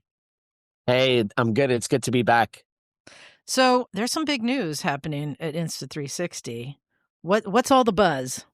Wow, we've been buried with new product development, and it's actually really exciting because we just announced the 6th generation of our most popular product line, a product that over the last couple of years has been synonymous with the motorcycling industry. And so I wanted to jump back on the podcast and get everyone an update on the new product and all of the exciting improvements we made to it. The new product is I'm sure you guys are all itching to find out. It's the X5. It's the latest and greatest 360 camera that Insta360 is bringing to the table. And the exciting part about it is it's not just another next generation product. This new camera has been redesigned from the ground up, and it has a variety of new features that I think motorcycling enthusiasts and users all over the world are really going to appreciate. You know, everything that we do has the community in mind, whether it's from a safety aspect, a usability aspect, how new users who don't have experience with 360 cameras can start easily using it without a higher learning curve. And with this product, just to kind of jump right in, it solves 3 major long-standing pain points with 360 cameras, and not just Insta360 cameras, any 360 camera across the board. The first one is image quality. So you may have noticed, for anyone out there that's used an X2, an X3, an X4, those cameras have smaller image sensors on them. And it's because in general, action cameras, you know, they don't have as large of image sensors as DSLRs, like or cinema quality footage that we've been used to seeing our whole lives. And this camera, for the first time in several generations, increased the image sensor to a 1/1.2 inch sensor. And in layman's terms, that means that compared to the X4, the X5 lets in about 133% more light. And so again, for the first time in an X series camera, you're able to shoot not just beautiful shots during the day, but at night too. And the low light stuff is probably one of the biggest pieces of feedback we've gotten from the community, saying, hey, we love our daytime rides, but we also love our sunset and nighttime rides. So how can you guys give us the same quality that we've been seeing during the day at all times? And if anyone out there is familiar with our Ace Pro 2 camera, you know that we've had a mode built in called Pure Video. And what Pure Video does is it uses our cutting edge AI chips to do real-time in-camera processing and image denoising and image optimization to give you superior low-light quality footage. We've now brought that to the X5 for the first time. And this is absolutely huge because what the end user is going to see is you're just going to see magically good quality footage show up on your phone. But what's going on behind the scenes is an intricate network of software processing, image optimization, using 3 chips together all inside the camera. And so the reason people really like Insta360 is because we do all this magic behind the scenes to make the image look good without the user needing to worry or care about it. You're just going to get good quality footage. Well, and this is something that that I really like about Insta360, and you said this before, and it's something that resounds with me. When you said, you're not really a camera company, I'm like, what? You're a software company. And that just kind of like blew my mind. Like, right, that means it's not just the technology. It's not just, hey, we got a larger capacity chip. It's rewriting everything and making the cameras do even more and suiting the customer's needs. And that's something I love. You guys listen to the feedback and you make changes. That's exactly it. And there's no other camera company in the world that's as agile as we are on the software side. We're always not just building in new features into new cameras, but we're continuing to improve the current in-market cameras. So like if you have an X3 or an X4 and you bought it a couple years ago, it's a completely different camera than what you've ended up with now. And we're going to continue building on each version of the product, even if there's newer technology out on the market. And so if you buy an X5, 3 years down the road, you'll still be very, very happy with the product because there's all sorts of updates and new features that get packed into it. Right. And in fact, for somebody who's just for the first time getting a camera, do you recommend that they start with one of the older cameras, or do you jump right into the X5? What would be like the learning curve, which is going to be easier to learn? Yeah, so the good thing about us is whether you have an older generation product or a newer generation product, the software is universal across all the product lines. And you can plug and play each camera into the same mobile app. So folks that are hesitant to upgrade to the X5, it's not a big concern because the workflows and the general app interface and the camera interface, they're approximately the same. So there's not a huge leap in learning curve from one product to the next. I always tell this, like when somebody asks me which camera should I buy, it really is very user specific. Are you the kind of person that likes to upgrade your technology every year? Then yeah, X5 is an amazing camera. It's the best camera on the market, and it'll future proof yourself for the next 3 to 5 years.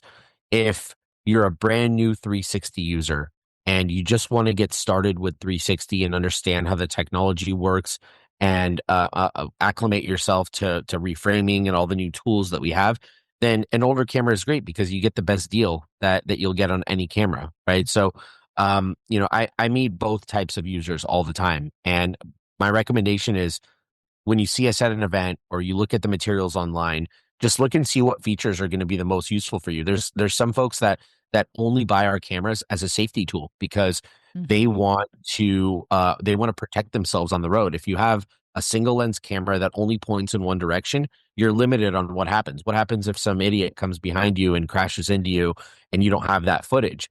With a 360 camera, you're covered from all angles all the time. And we even have a dash cam specific mode that's built in where it will record 30 minutes of footage or an hour of footage, and it will overwrite the previous footage as continuing to record. But if something happens, it'll automatically save that footage to your SD card so that you have that for insurance and documentation purposes later. And that's something that I really like about the camera, and that's the software. You can write something to really cater to the needs. Because a motorcyclist out riding, you don't need to have 6 hours of footage to go through. You just want to have it running sometimes for when an incident may happen or there's something moment you want to capture, and you have it there. I really appreciate you guys get into the minds of riders and understand their needs. That's exactly it. And it goes even deeper, we really looked at the whole user experience from when a rider first gets on their bike to when they get off their bike and want to edit the footage. How can we make every step of the process smooth and simple and straightforward for everybody? And when you're on your bike and you're wearing your gloves and your camera's mounted in front of you, you don't want to have to get off the bike, turn on the camera, get back on the bike. That's a little bit redundant. And so what we did a few generations ago was we actually built in gesture control modes. So you can signal to the camera with a palm raise or with a peace sign to take a photo or to record a video without you ever having to get off the bike. There's a haptic feedback where you'll see the camera will vibrate and blink when it's starting to record so that you don't, if you're in harsh sunlight and you can't see the screen, then you'll be able to know that the camera's recording. There's voice controls. There's now with the X5, if you're using the invisible selfie stick off of your bike, there's a twist to record function. So you don't have to reach all the way up front and push the record button on the camera. So there's bits and pieces built in for every type of user in the camera. In fact, one piece of feedback that we get from a lot of people is that there's just so many features in the camera. Like, where do I get started? How do I know which features are right for me? And we have tons of training materials online and resources available for you as a motorcycling enthusiast to go in and say, okay, well, maybe these features aren't for me and these are for somebody that does snowboarding. But there's a variety of motorcycle specific features that you have access to that don't necessarily need to overwhelm you off the bat. And so if you go on our YouTube channel, youtube.com/Insta360, and we also have a tutorials channel on YouTube, you'll see all of these resources from, if you're a first time user, what settings do I use? What accessories do I use? How can I mount these products to my bike? that's all available for you. And then some, for more intermediate and advanced users, how do I access the keyframing in the app? How do I edit and share the footage?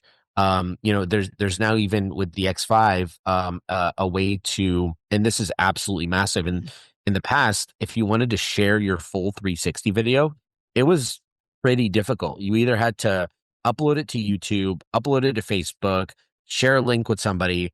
But what happens if they're private memories and you don't want to put your stuff on these public social media platforms? The process for that was you had to have somebody else install the 360 app. You had to connect to your camera, download the footage to their app, and then that stays on their app permanently, which what happens if you have a family member that's 5,000 miles away from you? You can't just give them your camera and let them download your footage. So it's a bottleneck. So what we've done is we've unleashed this new 360 cloud technology. This is the first ever 360 cloud that's ever been put in market. And what you can do is, once you get home from your ride, you plug your camera into charge. It will automatically, without you doing anything, upload all of your footage to your personal cloud. And all you need to do is send a link to anybody, and Nice. Anybody in the world can view your footage in full 360 on any mobile device, any browser, any computer, with one click of a button. And it's super intuitive. I tried it on my 88-year-old grandmother, and she had no problems viewing my 360 footage. That's how my you barometer. test the equipment. Yeah, exactly. So and it worked amazing. I was like, hey, can you click on this link that I just sent you and watch it? And then I saw her panning around in full 360, and it was the best thing I've ever seen, because she, the older generation comes from this mentality of the content needs to be served to you and you're watching, but seeing her interact with it was incredible. So that's another new technology that we're releasing. The other pain point that we've had, and I know a lot of people are going to be nodding their heads right now, is fragile lenses. So with a 360 camera, you have two fisheye lenses that pop out. It's not like using your normal flat camera lens.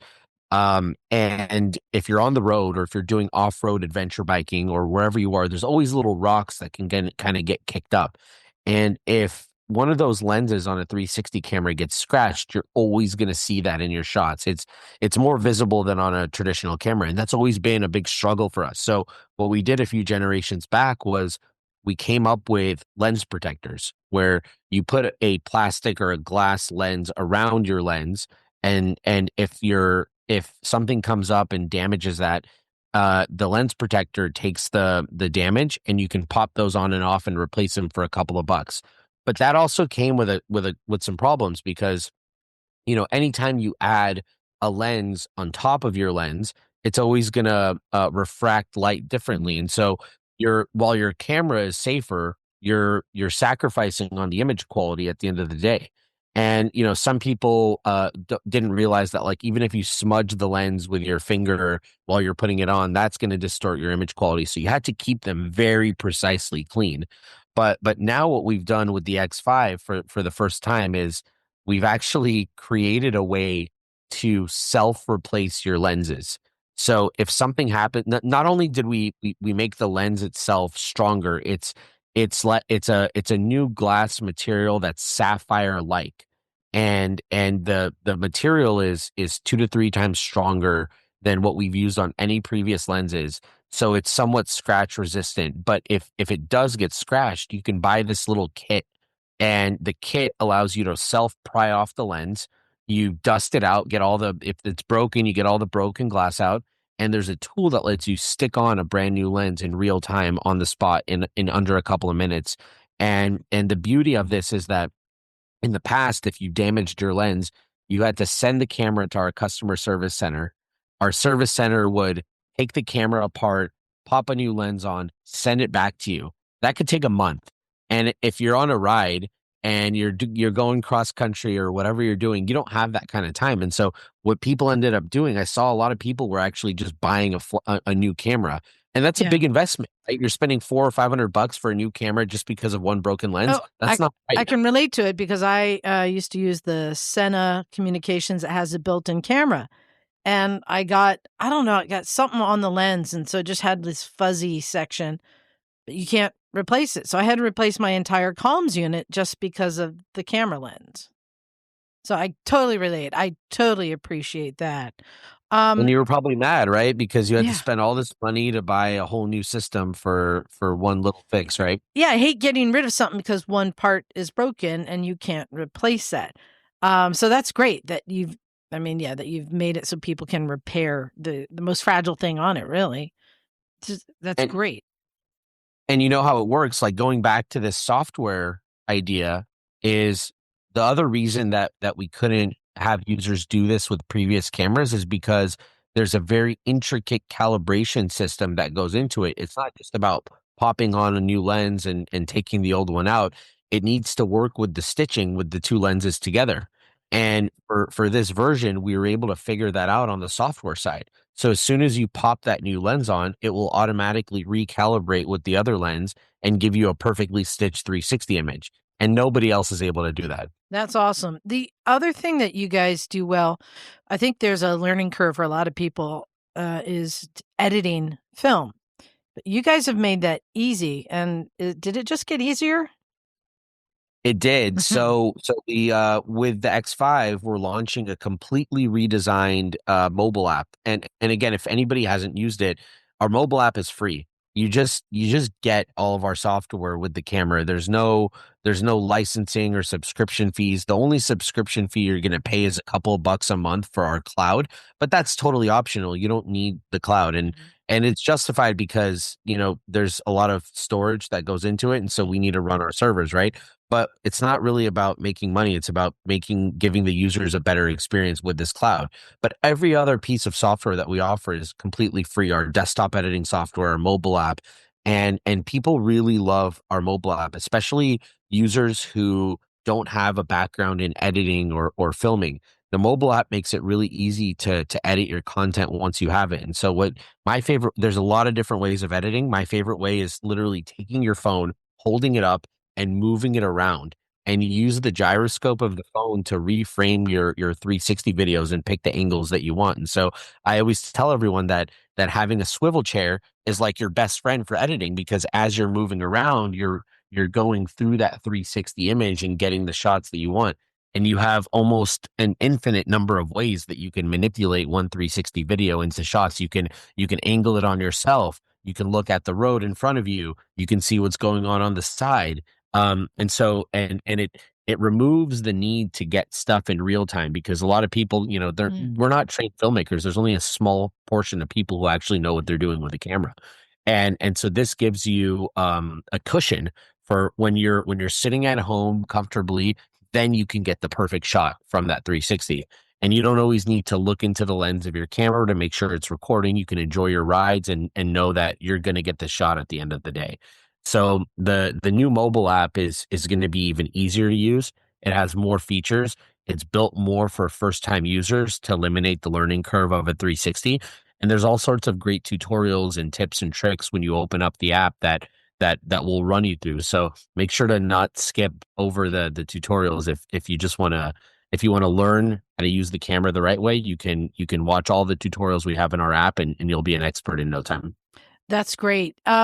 This is something that I really like about Insta360. It's not just for adventures. It was started out as like an adventure camera. You can take it anywhere and capture everything, but it's really become like a daily life camera too. And that's why I love these features. You can, if you're a commuter or just a weekend rider, having one on your helmet, handlebars, whatever, and just capturing what's around you, just in case, you know, you get clipped by a car. Or I've seen where people with them have been a witness to something, and it's all captured on camera. Why not? You're out there in the world. It becomes a safety device. But it also is a great camera for capturing those amazing rides, and now those amazing sunsets or nighttime rides. I mean, the stars. Oh my gosh. Yes, it's going to capture the stars because you're looking up too. Wow. Well, is there any last things you want to share about the X5? I mean, my personal opinion is every biker should have one. So, any last pitch of why everyone should have one? Yeah, I mean, look, I can talk to you about this for hours. There's just so much to share. But if I had to give somebody guidance, is that, who if you're on the fence about getting a 360 camera, I think, it's empowering for you to know that we build these things with motorcycle enthusiasts in mind. And we talked about the software. There's even ways to automatically reframe your footage in our app now where you don't have to do any work at all. And it's called InstaFrame. It's a brand new mode that we're coming out with that will essentially give you different option recommendations for shots. You want it to be locked off in front of you. You want it to be behind you. You want to get a shot from the side. You want the app to track you while you're moving the camera. Like that's all automated, and it's available now, and it's really exciting. But on the hardware side, we have probably 10 or 15 different mounts for motorcycling enthusiasts. We have handlebar mounts. We have U-bolt mounts to put it on the back of your bike. We have helmet mounts and stickies. We have chest mounts and chin mounts, and we have integrations with third-party headsets like Senna and Cardo. Right. So we look at the whole experience from hardware to software, and there's even my favorite accessory is, a lot of people love that shot where you have the selfie stick coming off the back of your bike and it makes you look like you're in a video game. Yeah. Because the stick erases. But a lot of people, they'll in the past, they would rely on a single 1/4-inch thread mount, and the selfie stick would kind of bobble. Yeah. And recently we created a new accessory. It's a secondary point of contact where it's a dual clamp that clamps the selfie stick in and clamps to another part of the bike in order to make a more rigid connection point with that selfie stick. So, and this is after years and years of user feedback of people saying, well, I need something more premium. I need something more durable. So we're finally at that point now where we have all of these different tools for different riders to pick exactly how they want to mount and ride their camera worry free. So I would really encourage you to if you go on our website, store.insta360.com, you can search by product and you can search by activity. So if you click on X5 and motorcycling, you'll get a whole list of all the different accessories and mounts and stuff that we have for the product. And you can kind of customize your own little kit based on how you want to use it. So yeah, I would strongly encourage everyone to check this product out. We have a bunch of videos that we're releasing online for the launch. And there's tons of resources and training available. And in fact, because our app is free, you guys can actually download it right now. You don't even need to buy the product. So you could download the app. There's some demo footage in there. There's some tutorials that you can already start looking at. And it's just there's just so much packed into it. We probably have to come back on another session to dig a little bit deeper. Once people have them, maybe we can do something that shows talks about the mobile app in more detail or whatever you want to do.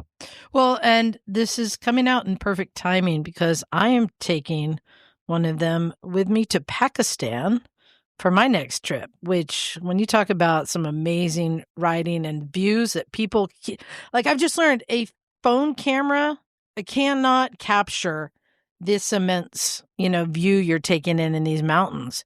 So the Insta360 is the perfect thing. I can't wait to try it out there. Yeah, that'll be awesome. I'm excited to see your footage. And just to end, I'll run you guys through a couple more features that I think are going to be super relevant. With the X5, you're going to get up to 185 minutes of battery life, and you get fast charging, meaning the camera will charge in about 20 minutes to 80%, which is incredible. So if you're on the road and you don't have it hardwired to your bike, you can rest assured that you'll have enough battery for very long rides.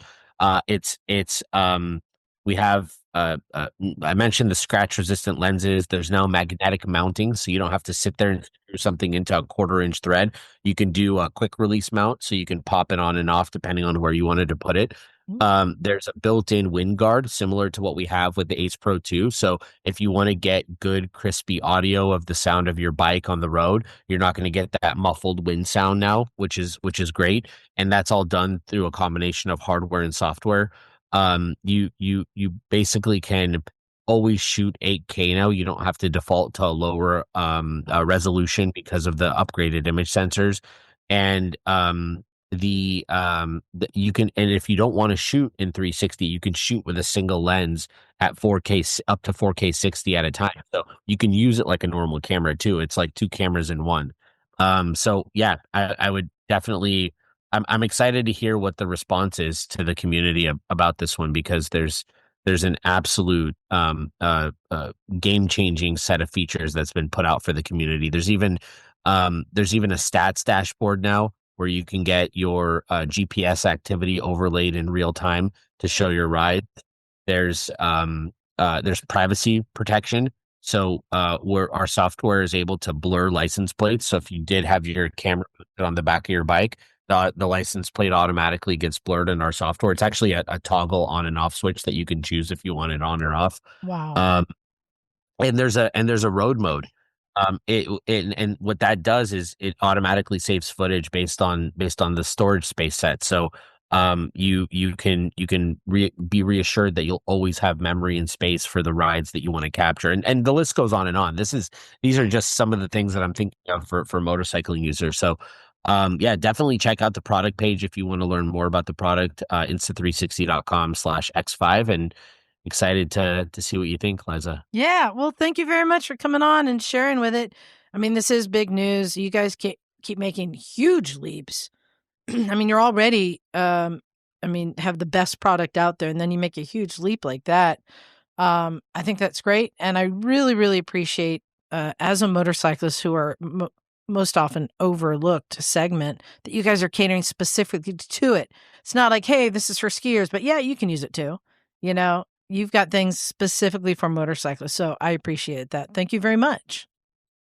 Thank you again for having me on, and I'll see you for the next one. Shaboom, shaboom. All right. Sorry. So to enter to win the brand new X5 with the motorcycle bundle, here's all you got to do. Send us your crazy motorcycle story that you wish you caught on camera, because no one believed what really happened. We all have these stories, That's right? a good one. Right. Jim, if you'd had a camera going when you were riding behind the cows that were just shitting everywhere. Oh my God, that would have been hilarious. Yeah. Oh my gosh. That's true. I know. You're right. We all, I'm sure, have stories. And so I think everyone has that story. So send us your story of the craziest thing that happened that you wish you had a camera running to capture that. Keep it limited, 200 words maybe. Yeah, because we've got to read them all. Got to read them all. But this is a big prize, so we're not just giving this away next week. We're going to announce the winner at the end of May.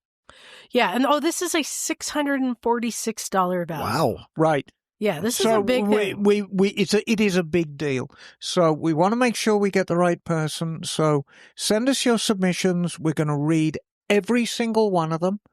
And then the big winner, and you'll be in Pakistan at the end of May, right? So you guys are going to be picking the winner. Send it to motorcyclesandmisfits@gmail.com. And if you send it to me directly, you can include $100 bill bribe. May or may not work. It's still a pretty good deal. If you win. So yeah, I love giving away stuff. When we have people come on, even like last week, and I wanted to, we had our riddle winner last week who won a book. Whenever somebody offers me something for, to promote their product, their books or whatever, I'm like, great, but we're going to give it away. How did the cleaner giveaway go? Oh, we got rid of all those cleaning packs. The S100. Yeah, that's right. Yeah. That was good. At the rally, the dirtiest there was a big bikes. giveaway, Yeah, I know. Every prize got S100. Dirty motorcycles out there. So I got some emails to read here. Have you really? Yes, and some of them have included the answer to the question that we did last week. I'll start with one here. This is from Jason in Seattle. Hey, Jason. He's a frequent flyer for the emails with us. Hey, Jason. Says, hey, all, listening to episode 621 at work today, and it might be my favorite episode. Wow, this is the Motorcycle Mind. He said, I loved what Mark had to say about why riding a motorcycle is so appealing. I've often told people that one of the great things about riding a motorcycle is how you can communicate and interact with the world at large, whether that is revving your engine to signal impatience or giving a simple nod or wave to someone. I've had a lot of people who give me a hard time for not riding with a full face helmet. He uses a 3/4 open face. But it allows another way to communicate with other people on the road. The value of eye contact and facial expression should not be underrated. I recognize that there is some inherent risk with this choice, but that is how my risk-reward maths out. Another one of my favorite things about riding is the way that little kids and dogs will look at you as you ride by. I mean, just yesterday, you were talking to a little kid on the sidewalk when we were in downtown Monterey. Yes. I know, who was just staring at the bikes as we got off. Little kids love bikes. Yeah. He says, one other note. I don't recall if it was Scotty or Neal maybe who recalled the story of riding on the freeway for the first time, and that resonated so hard. That was you, Neal? Yeah. Because I had memories rushing back like Anton Ego taking his first bike of Remy's Ratatouille in the Pixar film. I had grown up riding around the family property, but getting on the highway for the first time on an XS400 to go get my motorcycle license, looking down, seeing the pavement rushing by at 50 miles per hour and thinking, holy fuck, that will hurt.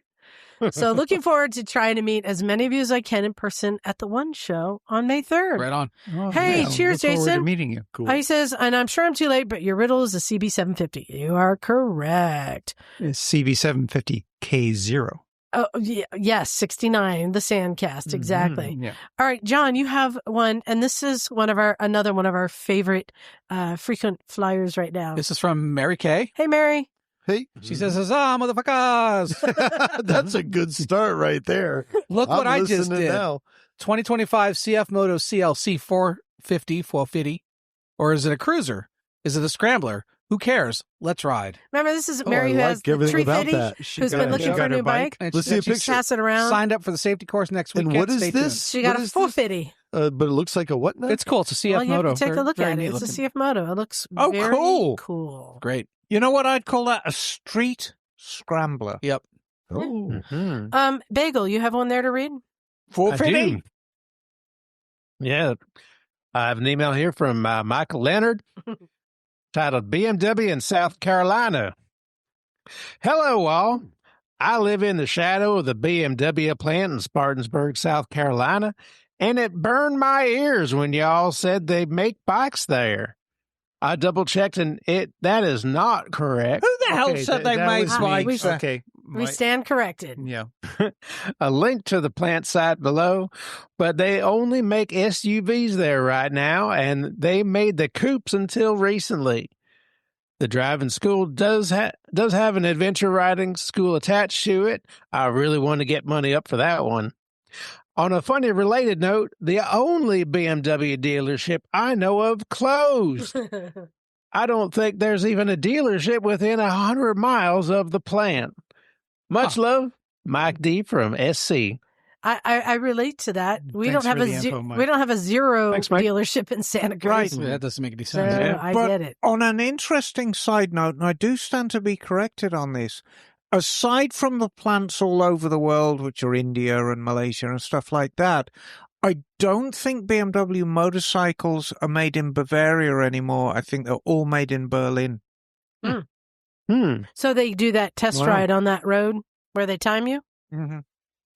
The transit stretch. Yeah. Exactly. Oh, yeah. Exactly. All right, Emma, you have one there? I do indeed. And this is from Bicoastal Mike. Ooh.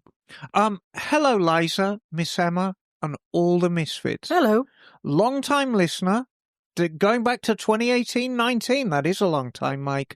First-time caller and Patreon supporter. Thank you, darling. Nice. Mike from New Hampshire here.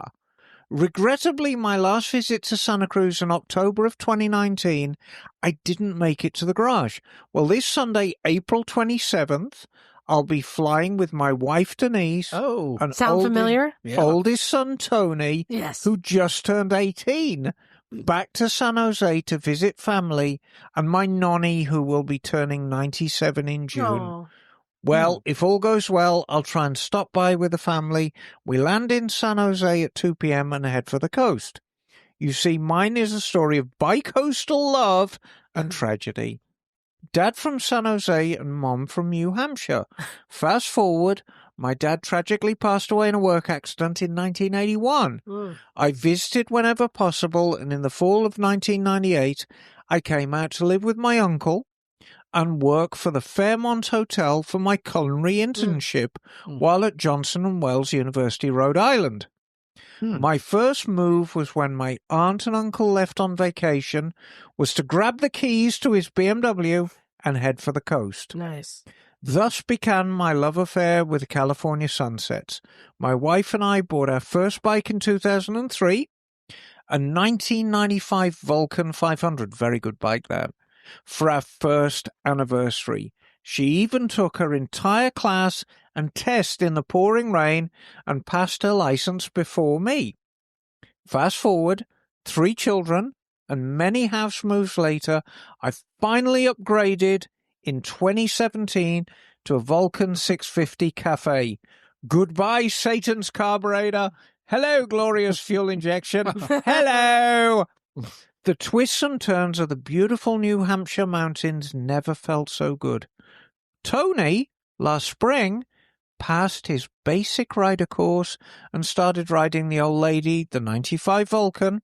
She needs a good tune-up this year, but I love having him start on the old bike.